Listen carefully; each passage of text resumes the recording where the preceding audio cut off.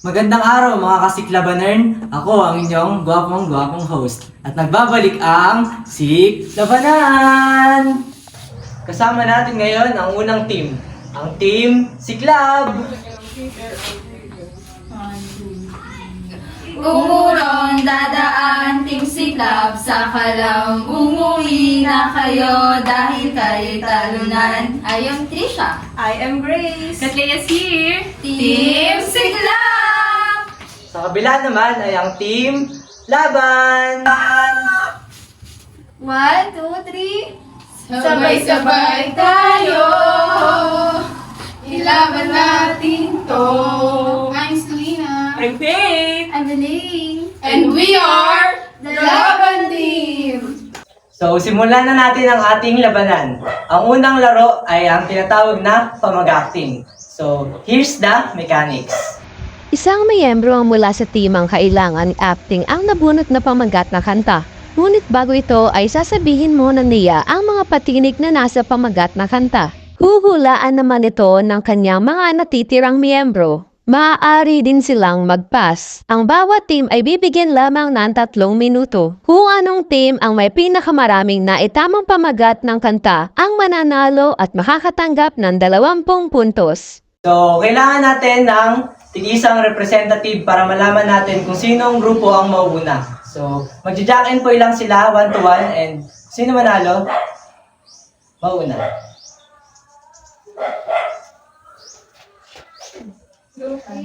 Jack and Jack and Pass or play? Play. Play. So, play muna tayo. At simulan natin ang round 1. Pamag-acting. So, tawagin na natin ang ating mahiwagang box.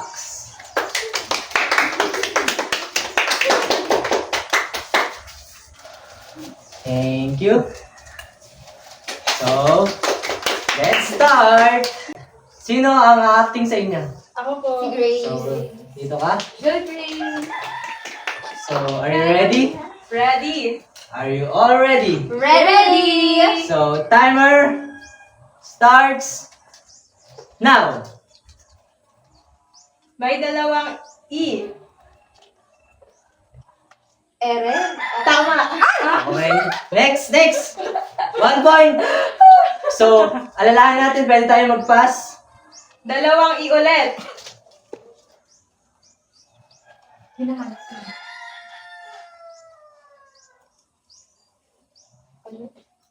Bigay. Ay, gitara. Ay, jeep. Jeepney. Ah! 2 points! Next! Isang I, tatlong A. Isang mata. Tama. 3 points! Next! Isang U, isang O. Bulong? Okay! Meron na kayong 4 points! Dalawang I. Hinahanap kita. Tingin! Ayun! 5 points! Grabe, ang galing niyo naman. Tatlong E. Dalawang A. Isang O. Naman yung can't be moved. Ayun! 6 points!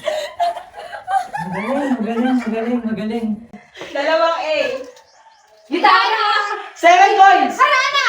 Ayun! 7 points! Kala ko gitara. Dalawang A. Manika, ano yan? Hinahanap kita. Dalawang Maskara. Saan? Ano? Kailan? Kailan? Bakit? 1 minute! Meron na kayong 1 minute! Tingin! Ano to? Pass! Okay, pass.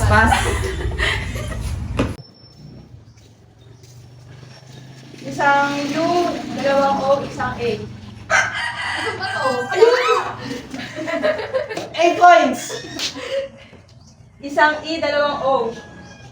Demonyo! 9 points! Magaling. Palaban to. Dalawang I. Yuti! 9 points! Grabe, magta-10 points na kayo. Tatlong A. Hello? Paalam! 10 points! 10 points na. Meron na kayong 15 seconds. Hello, 15 seconds din. Dalawang A. Hinanap kita. Hanap-hanap. Hanap. 5 seconds! Tingin. Kita. 2, 1, Mata. time's up! So, ang grupo nyo ay nakakuha ng 10 points. Congratulations! So, balikan na. Tawagin na natin ang team laban. So, ang team Siklab ay nakakuha ng 10 points. Kaya nyo ba higitan yun? Yes. So, sino ang acting sa inyo? Ile. Dito. Are you ready? Yes. Are you ready? Yes. So, timer starts now! Dalawang E, isang O.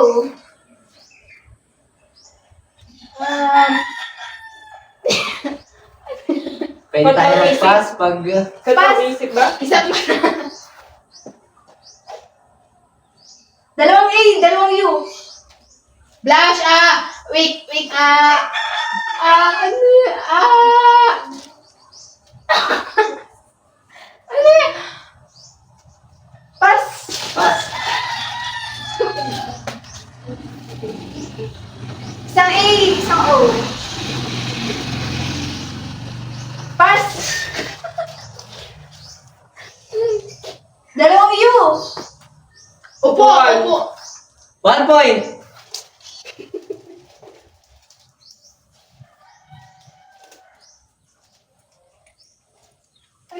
Isang E. Pass. Ay! Nanggigigil si ate.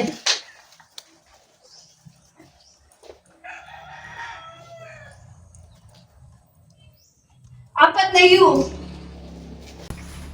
Kumukuti-kutita. Bukod ko kita is right. 2 points! Dalawang A. Board, Mapa. ay, Mapa is correct. 3 points!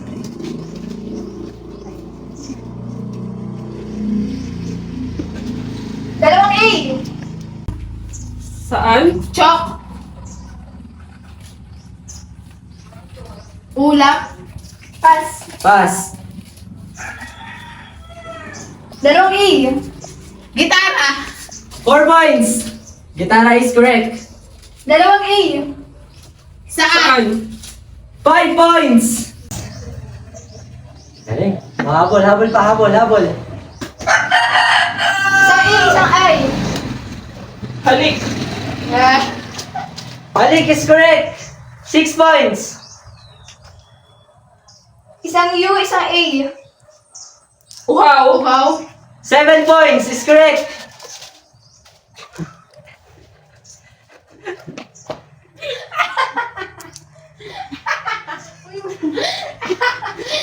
Go, go. Bunot, bunot, bunot.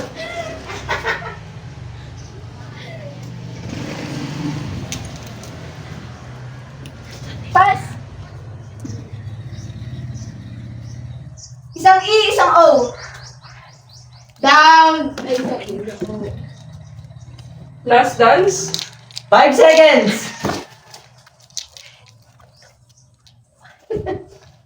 Time's up.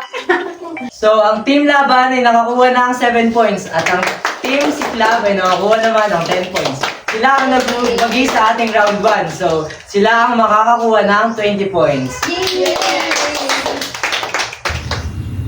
Ang round 2 natin ay tinatawag na sagutan na natin ang ating human buzzer.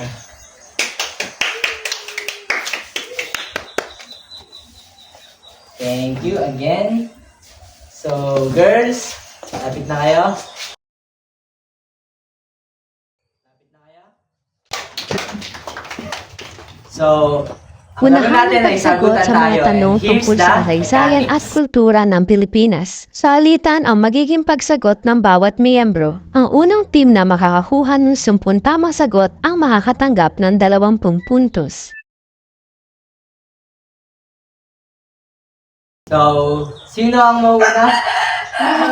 So, are you ready? Yes! Are you ready?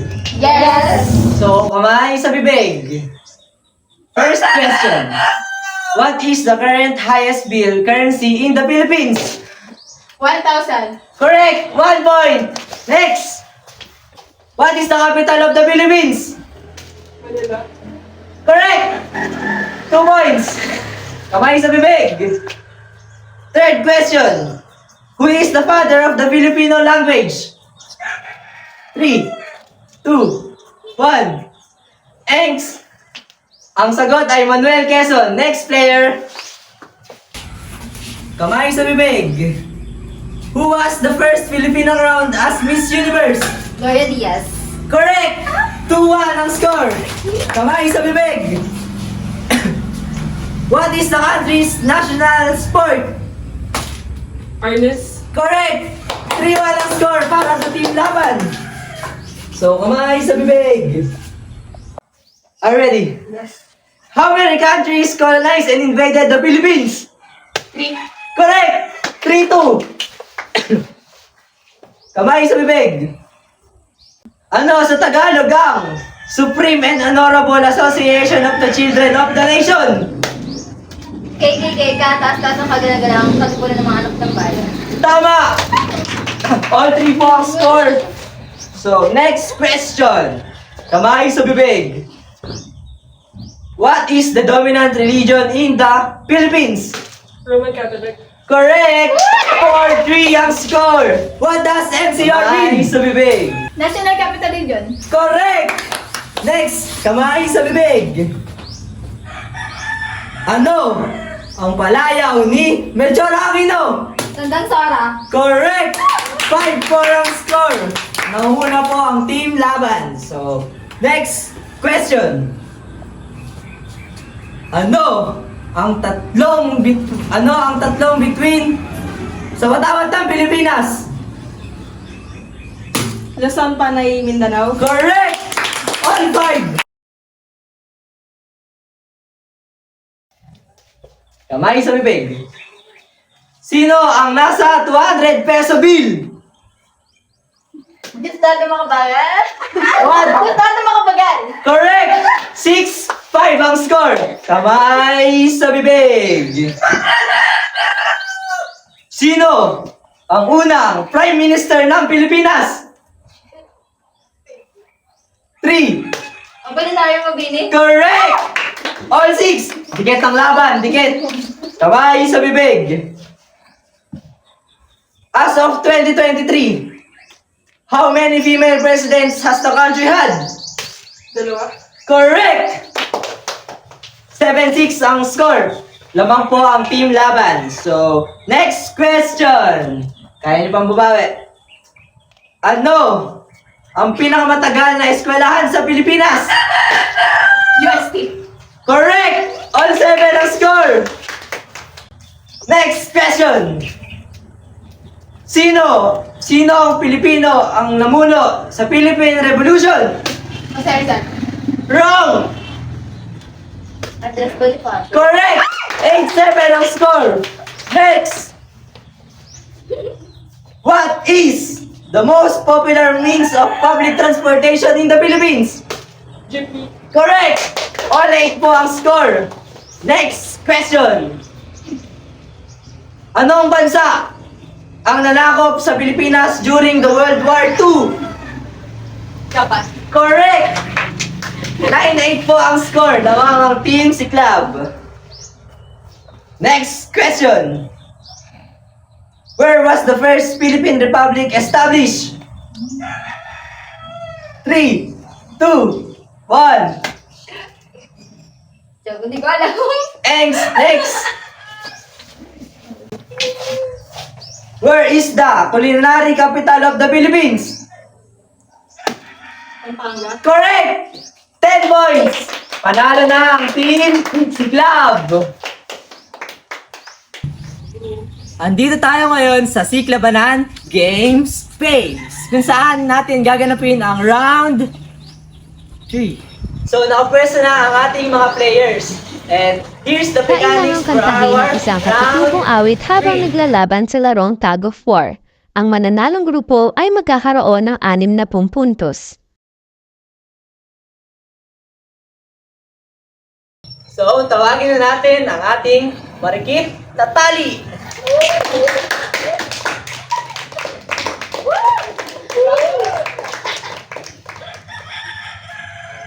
Okay. Thank you. So, kita natin.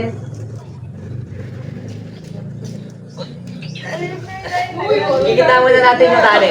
Mga laban na kayo. Laban na laban. Wait lang po. 3. Laban na laban. 2. Atras po. 1. Yan. Start!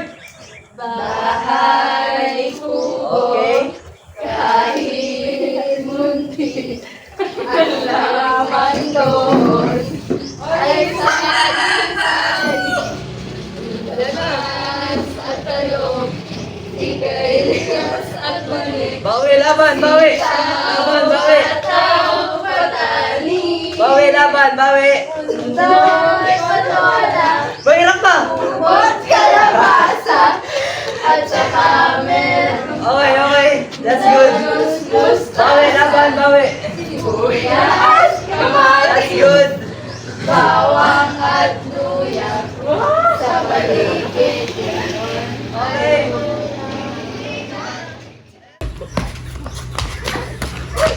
Ah! Panalo ang team laban.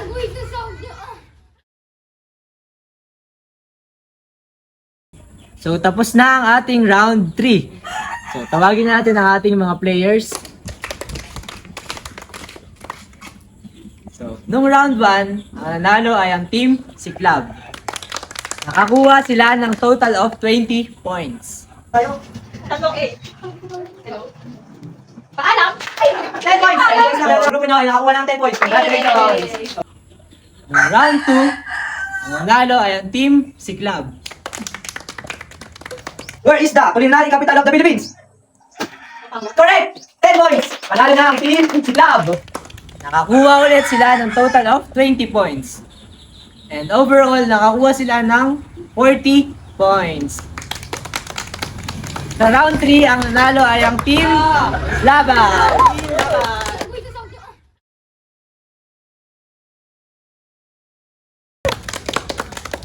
Ang team Laban ay nagkaroon ng 60 points. Overall, ang champion sa ating palaro ay ang team Laban! So, sa pagtatapos ng ating palaro ay may ilan lamang akong katanungan sa inyo. So, okay lang ba sa inyo yun? Parang mga mukhang pagod na kayo. So, unahin na natin na yung mga nanalo. So, okay lang ba? Ready ka na ba? Yes. So, ano na experience mo during our palaro? Nung round 1, round 2, round 3, may takeaways ka ba? Realization? Siguro nakakaba siya pero nakaka-enjoy. Tapos na-realize ko din na ang dami ko din palang hindi alam na sa Pilipinas na mga kung sino yung ganito, sino yung nakunong sobrang nahalongkat ko yung history ng Pilipinas. Tapos thank you din for this show na dahil naranasan ko at nag-enjoy ako. May gusto ka bang batiin? Binabati ko yung family ko. Shout out and thank you for supporting me. Okay, thank you. Siguro, ang sarap bumalik sa pagkabata tapos laruin ulit. Although may masakit na part, pero ang saya mo lalo. Pero meron din sa part na nakakaya kasi hindi ko nasagot yung mga tamang questions, tapos tamang answers dun sa game. Tapos, siguro, takeaway ko, huwag mo seryosohin palagi. Kasi palaging siniseryoso mo lahat eh. Wala ka ng time para maging masaya. Tama. May gusto ka bang batiin? Of course, yung family ko, pauwi na ako, guys! Ikaw? So yun, very challenging and sobrang saya. And thank you sa my teammate and thank you kay God. May gusto ka bang batiin? So, yung family ko diyan sa bahay. Hello! thank you and thank you sa support and follow niyo ako sa TikTok guys, Elaine Anwada, yun lang. Thank So, follow you. niyo daw siya, guys. Kayo, ang team Siklab naman, ang takeaways, realization. Siguro kasi lahat ng naranasan namin dito, parang new experience siya as someone na lagi taong bahay. Parang hindi naman ako nakakapaglaro ng tug of war, hindi rin palagi natatanong sa akin yung mga historical trivias dito sa Pilipinas. And also sa songs, no, ang hirap pala niyang hulaan kapag ina-acting. Yun. So, may gusto ka bang batiin? My family of course, and then anak ko si Pearl. Hi! Hi, Pearl! So, Rico, take Ako away. naman, hindi naman porket natalo kami is malungkot na kami or hindi na kami dapat maging masaya. Kasi hindi naman porket natalo kami, wala na kaming natutunan. Yung pagkatalo nga namin na yun yung mga natutunan namin na dapat mas galingan pa namin sa susunod and dapat mag-isip pa kami ng maraming strategy para manalo. Ang saya lang din bumalik sa mga nilalaro dati na mapapanood mo lang sa TV, nagtatag of war sila, pero kami na yung naglalaro nun ngayon. And ang saya din ng mga tinatanong sa amin, kasi napapaisip din ako, hala, oo nga, ano yun, hindi ko alam. And ang sarap lang din na may matutunan na bago kahit wala ka sa school. And ang saya-saya kasi, nabuo rin yung pagkakaibigan namin as mas naging matibay yung friendship namin. So, may gusto ka bang batiin? Binabati ko dyan yung pamilya ko, yung jowa ko, saka yung anak ko si Gucci. Hi, Gucci! Hey, Gucci! So, ikaw? Doon sa may part na nagtatanungan, grabe yung knowledge na binigay, lalo na sa history. Kasi masyado siyang out of knowledge ko kasi di ako masyadong familiar sa mga bagay na yun. And then, dun sa tug of war, grabe yung hirap. Diyos ko po, mapapaano ka talaga. Pero napakagandang experience yon. And thank you for the show na pinakita kung gaano kahalaga yung kultura ng Pilipino. At yun na. May gusto ka bang batiin? Ay, hello po sa family ko dyan, lalo-lalo na sa crush ko. Crush back mo naman ako, ting. Ay, nag-flashback na daw siya. So, thank you sa inyong lahat. So, sana magkita-kita pa tayo sa mga next episode natin. Ito ang Sik! Laban